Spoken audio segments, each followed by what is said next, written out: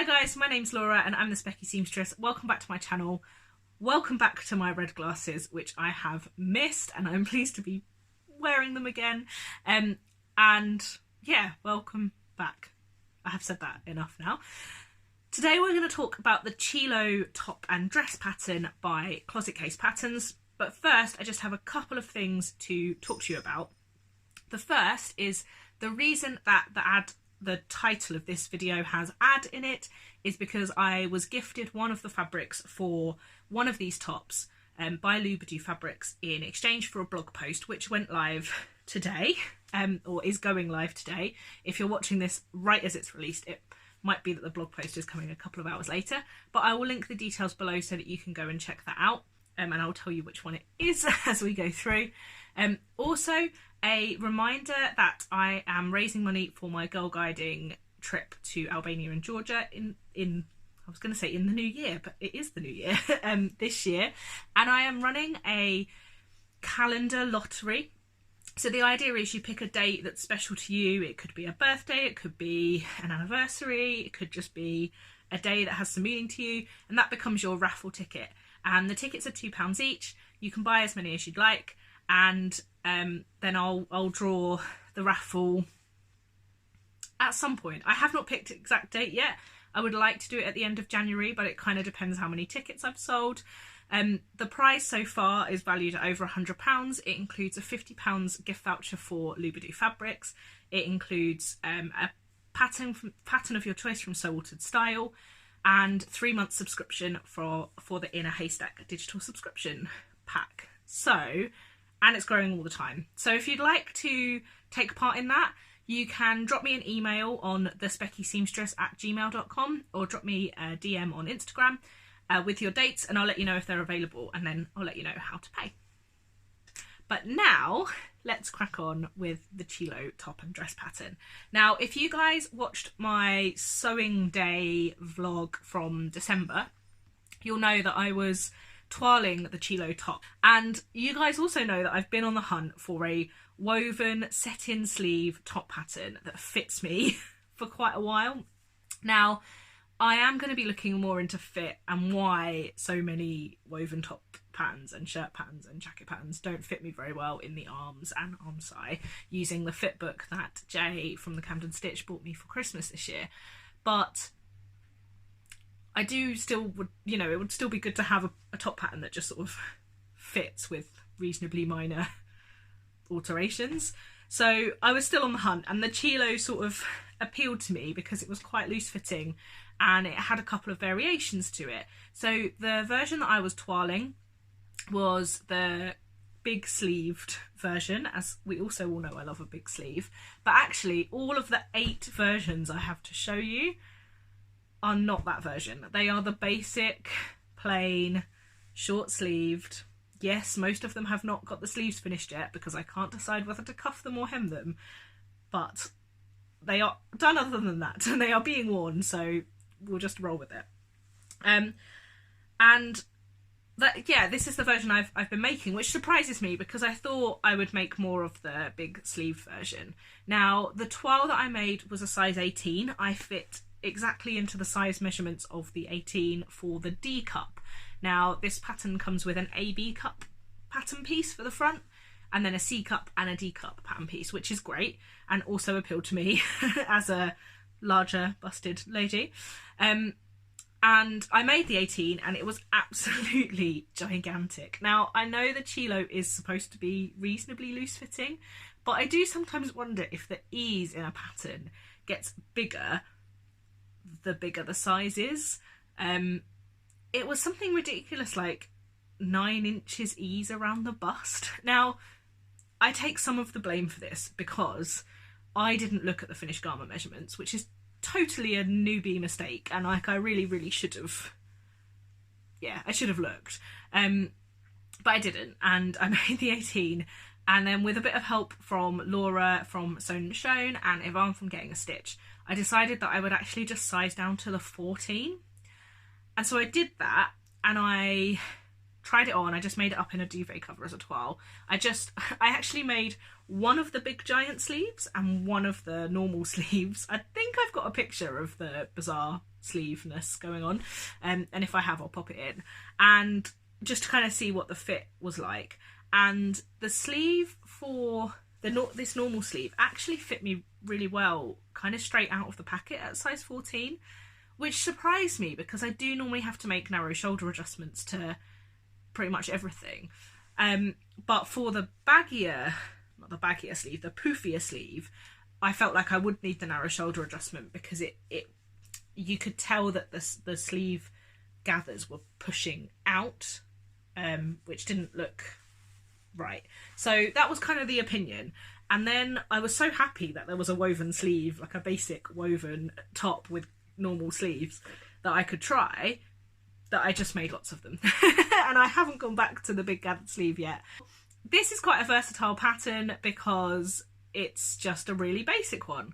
Now it comes with the neckline that I have on currently. It also comes with these, this is not going to work, I'll show you the line drawings. It's got these little shoulder pieces which you could use as quite effective colour blocking.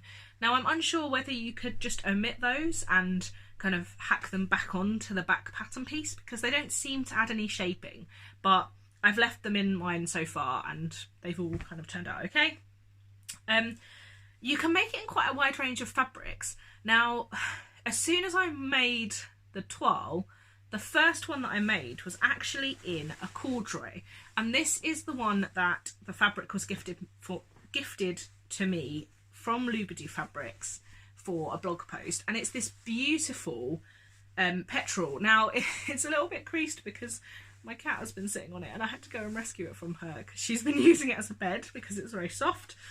And yeah, apologies, but I'll put in some pictures, and do go check out the blog post. Now I didn't cuff this one, and I just think the cuff might have made it too casual. I feel like the cuff is quite a casual thing and hemming it makes it a little bit smarter, and I feel like in a kind of corduroy it needed to be a bit smarter, I guess.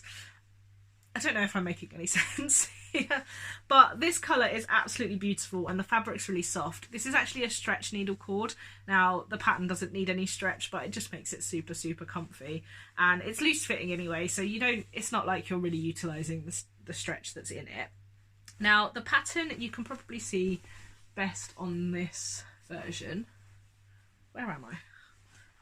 Here you go. Has bust darts that come in from the arm side, so which is unusual. I've only ever seen that in the Chilo wrap dress, so I was quite intrigued by that, but they fit quite well. Now I haven't made any alterations to the bust darts. I have started to lower the bust darts a little bit in quite a lot of patterns, but because this one is coming kind of up from the up down rather than from the down up, I didn't really feel the need to do that because it was still pointing towards the apex, so I've not fiddled around with that, and I don't know whether it would change things if it was kind of within the arm size, so let me know if anyone's altered the bust darts in this pattern because I'd really like to know.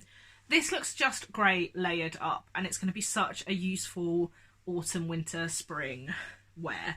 And once I've made that one up, I just sort of went a bit crazy. We know that I'm a pattern repeater.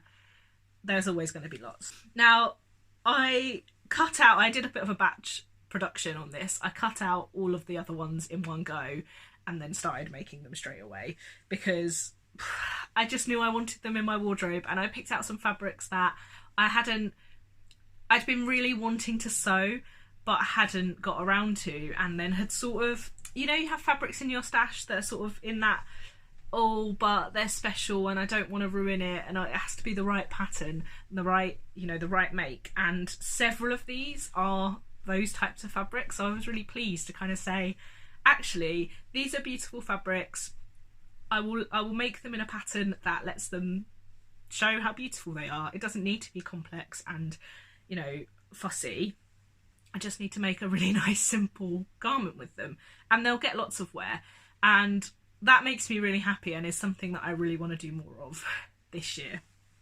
So the reason that ramble went on was because this is my fabric from India that I think I showed you guys in my second ever vlog in my tour of my sewing room, which I'm going to do another one updated because I have changed a few things and I am in the process of changing and reorganising a few things at the minute. So I am going to do an updated sewing room tour soon.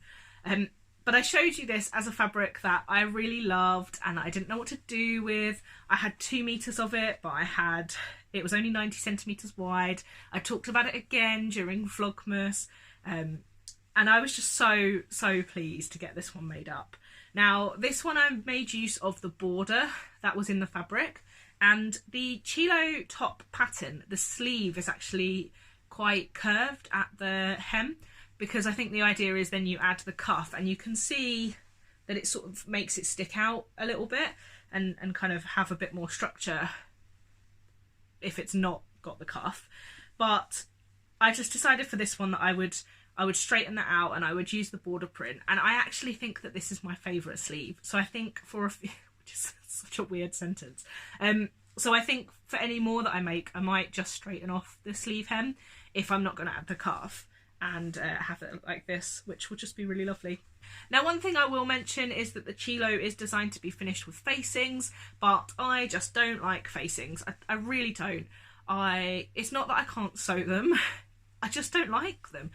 If I'm going to have a facing, I'll probably top stitch it down because I don't like the feel of it when it's not top stitched down. And if I'm going to do that, I might as well just use bias tape. So that is what I've done. It's quite a flared top. I am thinking about how I might add waist shaping to some of them. And I think what I'm probably going to do is add fisheye darts to a couple of the back ones, to the backs of a couple of them that are in heavier fabrics. So I have this one, which is from a kind of heavier cotton. Now, I'm not really sure it is a quilting cotton. It's from Stoff of Denmark, and it's really, really lovely. I bought this in Scarborough when I first went to visit my friend who lives up there, and I bought 2 meters of it, but then I put it in the wash with some cheap fabric I bought when I was up there, and a lot of it got stained pink, so I actually didn't have that much of it to work with. And it's my colours, isn't it? It's just... And this was the last thing I finished in 2019. Now, I changed around the direction of the spots for this one. Now, this one just hangs a little bit funny. And I think it is because it's a slightly heavier weight cotton. It just needs a little bit more shaping to not be just a bit... It's not sackish, that's the wrong word, but it just needs a little bit of shaping. And I think that the vertical stripes don't help that because it kind of brings attention to the fact it is just kind of straight up and down. So although it has the bust shaping, it doesn't have anything at the waist. So I think I might just add fisheye darts to the back of this, which is what I've done in a couple of other of my woven tops and have liked the fit much better. And I think that's going to be the same for this one, which isn't actually finished yet, but it's very nearly finished. It just needs the bias binding and the hem done, which I might actually do straight after filming this, so we'll see. This is from a fabric that I picked up, well, I had ordered to my friend's house in New York, so you'll have seen this if you watched that vlog. And I mean, I just had to have this, didn't I? And I think it will look really cute with a black blazer, which I don't own, but I might do by the end of the year, and I think that will go really well with it. I might also add some waist shaping in the form of fisheye darts to the cricket version, which I showed you guys in my last vlog. And I had hemmed the sleeves, but I think I've changed my mind, and I think I am going to add a cuff to these because I think this one is just a bit more casual. This fabric came from Textile Express. It was an ex-designer fabric, and I picked up a couple of meters. I've still got like over a meter of this. Talking about fabric requirements, if you've got 140 centimeter wide fabric or above, I found that I could get it out of a meter reasonably comfortably without too much pattern Tetris. 115 centimeter wide, you're probably going to need 1.5 meters, but it does depend on what size you are, obviously. But I make the size 14, and I've comfortably made this out of meter fabric. Meter fabric? You know what I mean. So we're getting to the end, and I've been talking for ages, so I might have to edit some of this out.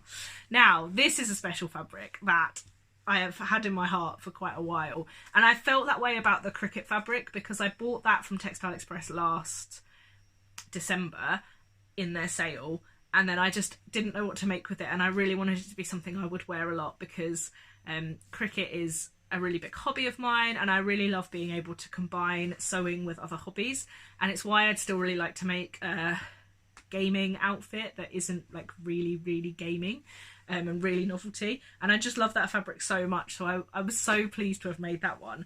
And then this is fabric from Fabric Godmother. Now, if you watched my Sew Altered Style Misty Cami top video, you'll know that I already made a cami top out of this, and this fabric was an ex-designer wall crepe. I had a 1.5 meter piece of it, and when I made the Misty Cami, I cut it quite carefully so that I could leave the biggest amount of the fabric left that I could, and I managed to squeeze this top out, which makes me very happy. And this is just lovely, and I'm going to wear this to work, even though it's probably not that work appropriate. Now, I haven't made it up in viscose yet, and I would really like to, because this is much heavier than a viscose. It's a wool crepe, but it has lovely drape, and I think that a viscose version will just look really nice. And I do have some viscoses that I'd like to make it in, so yeah, I'm going to give that a go as well. And then I've got this one, which I will put in a picture, but it has all these very cute embroidered bugs on it.